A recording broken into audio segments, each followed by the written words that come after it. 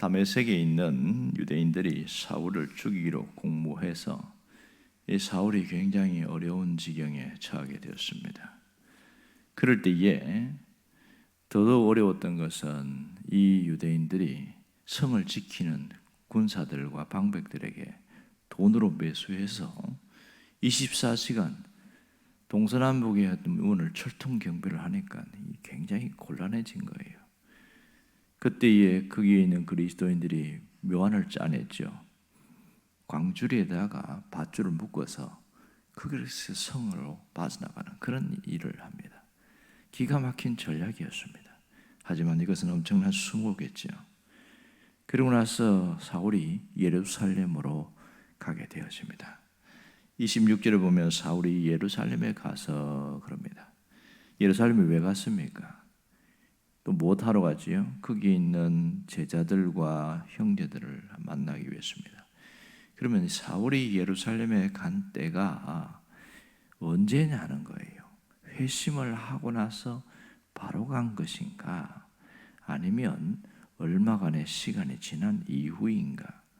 두 번째가 맞겠지요. 사울이 다메섹에서 한번 강한 반발에 부딪혔을 때에 갈라디아 1장에 보면 그가 아라비아 사막에서 3년의 시간을 보냈다 이렇게 이야기합니다. 그리고 나서 다시 다메섹에 왔다가 또 한 반발에 부딪히니까 다시 예루살렘으로 가게 되어진 것을 알게 됩니다. 자, 26절에 보면 사울이 예루살렘에 가서 제자들을 사귀고 하잖아. 다 두려워하여 그가 제자됨을 믿지 않더니 이랬답니다. 자, 여기서 제자라는 것은 사도를 말하는 것이 아니고 그리스도인, 예수를 믿는 신실한 그리스도인, 그렇게 표현하면 딱 맞겠습니다. 그런데 문제는 그렇게 기대감을 가지고 3년이 지난 이후에 갔는데 이전에는 그리스도인들을 죽이는 모습에서 이후에는 완전히 달라진 모습으로 갔잖아요. 문제는 예루살렘에 있는 그런 그리스도인들이 사울을 믿지 않았다는 것. 야, 사울의 심정이 어떻겠어요? 야, 예수 믿는 것들이 이래도 되나? 그런 생각이 들지 않겠어요? 왜 이들이 믿지 않았을까요?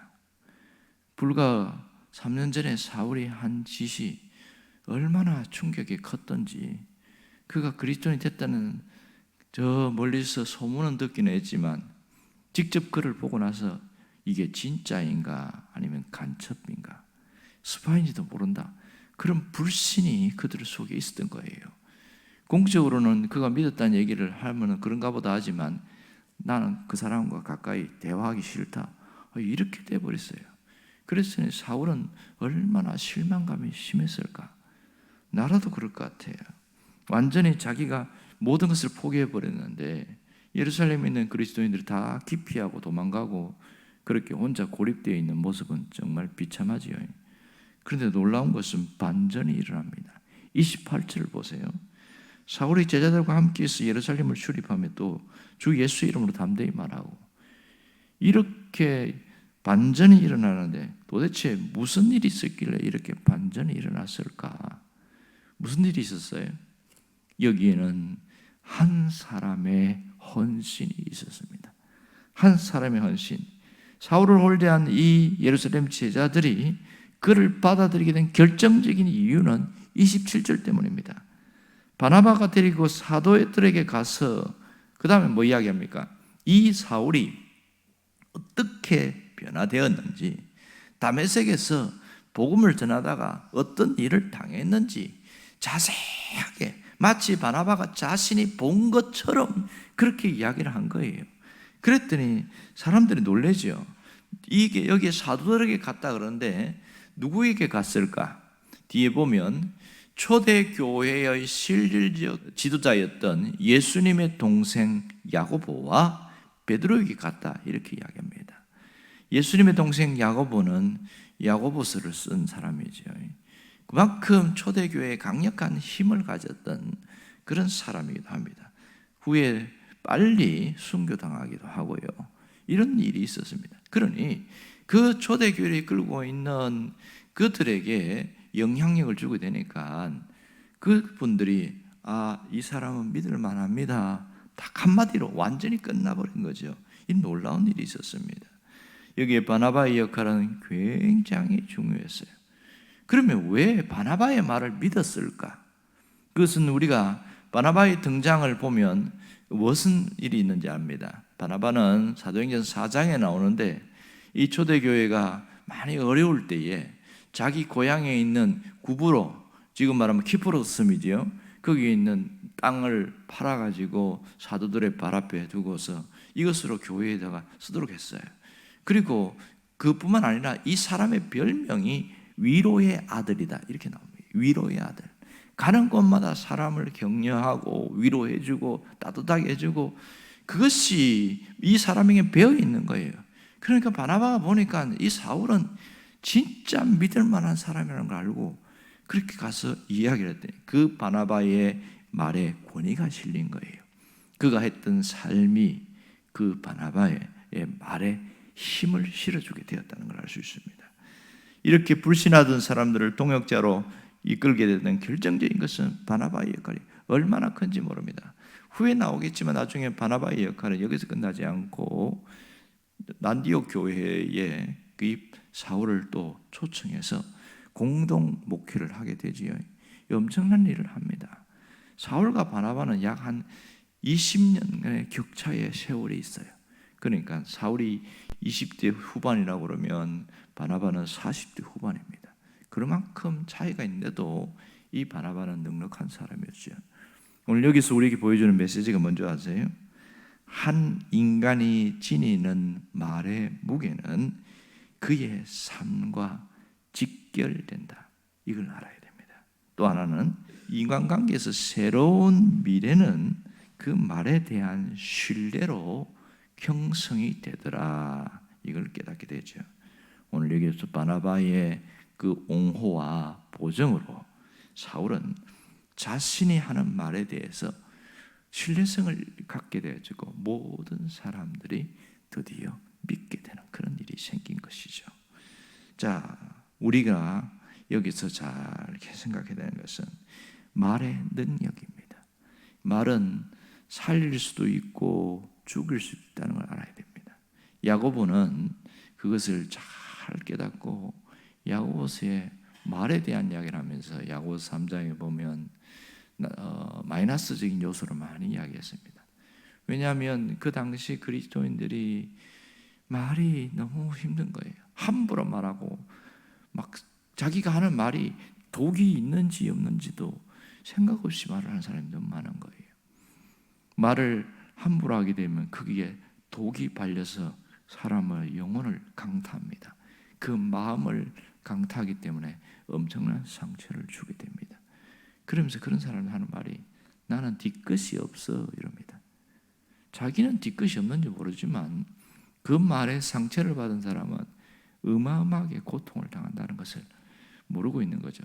그러니까 그 사람은 그 말의 무게가 자기의 삶을 영향을 준다는 것을 생각하지 않고 살아가는 겁니다.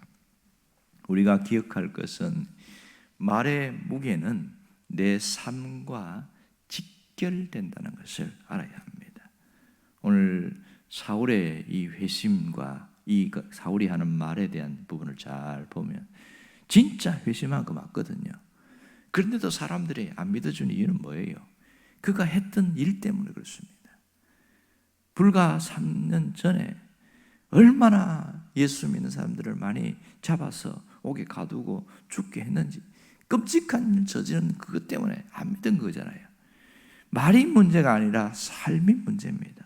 그걸 뭘로 바꾸었어요? 자신의 삶으로 바꾸어 나가기 시작한데 보세요. 사울이 했던 말이 점점 달라지면서 무게감이 실리기 시작하는데 그가 했던 말에는 권위가 생기기 시작했고 급기야 그가 했던 말과 글은 성경이 되는 정도로 무게감이 있었습니다. 어떻게 이것이 가능했을까? 그것은 그가 그리스도를 믿은 이후에 초지일관 변함없는 모습으로 살아온 삶의 결과라는 것을 알 수 있습니다. 여기서 우리는 말과 삶은 결코 분리될 수 없다는 것을 잘 알아야 합니다. 사람들은 누구나 삶을 바꾸기를 원해요. 잘 살기를 원하고 행복하게 살기를 원하고 사람들한테 인정받는 삶을 살기를 원해요. 그런데 왜 안 될까요? 말이 안 바뀌기 때문에 그렇습니다. 사람들은 이 비밀을 잘 몰라요. 말이 바뀌면 삶이 바뀝니다. 그 중에 그리스도인들은 점점 부정적인 말을 쓰다가 긍정적인 말로, 상처를 주는 말을 하다가 위로하는 말로, 소망을 주는 말로 이렇게 바뀌어가는 게 진짜 그리스도인의 모습이거든요. 그런데 예수를 믿은 지 20, 30년 됐는데도 여전히 말이 똑같다. 이 사람은 다른 건 얼마나 변했는지 모르지만 말에 관해서는 전혀 회심이 없는 사람이라고 할 수 있겠지요. 안 변했잖아요. 그리스도인 된다는 것은 말이 달라지는 건데 안 변한 거 보면 말에 대해서는 전혀 아직도 정신 못 차리고 있는 것이죠. 우리가 내 말이 내 삶과 직결된다는 것을 깊이 깨닫는다면 뭘 할까요? 오늘부터 말을 바꾸기 시작하는 겁니다. 정말 삶을 바꾸기를 원한다면 말부터 바꿔야 된다는 것을 잊지 않기를 원합니다. 조심해야 될 말은 함부로 막말하는 거 안 해야 됩니다.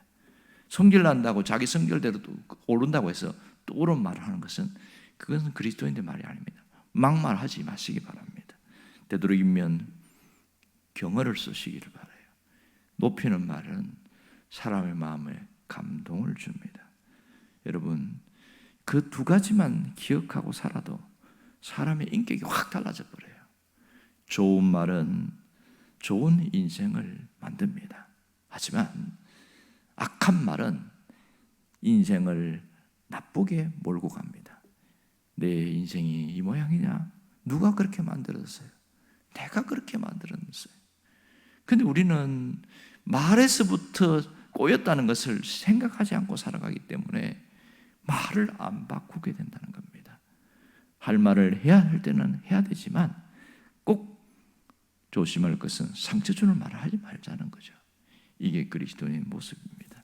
스스로 말하는 훈련을 하게 될 때에 우리는 달라집니다. 오늘부터 달라지면 오늘부터 내 삶은 다르게 펼쳐집니다. 미래의 어느 날 내 삶이 달라진 모습은 바로 이때 결심한 것 때문에 나타난 결과라는 것을 알 수 있습니다. 반대로 오늘의 삶은 과거에 내가 살아왔던 삶의 결과입니다. 그때 했던 말의 결과가 오늘에 있어지는 거예요. 말씀을 통해서 우리는 깨달아야 될 것은 오늘부터 바꾸면 미래는 달라진다. 내일이 변화가 있다. 그걸 깨닫고 정말로 말은 삶과 연결된다는 것을 잊지 않기를 원합니다. 내 말의 무게는 삶과 직결된다는 것을 붙들고 정말 하나님 앞에서 말을 바꾸겠다고 결단하기를 주의 이름으로 축원합니다. 기도하겠습니다.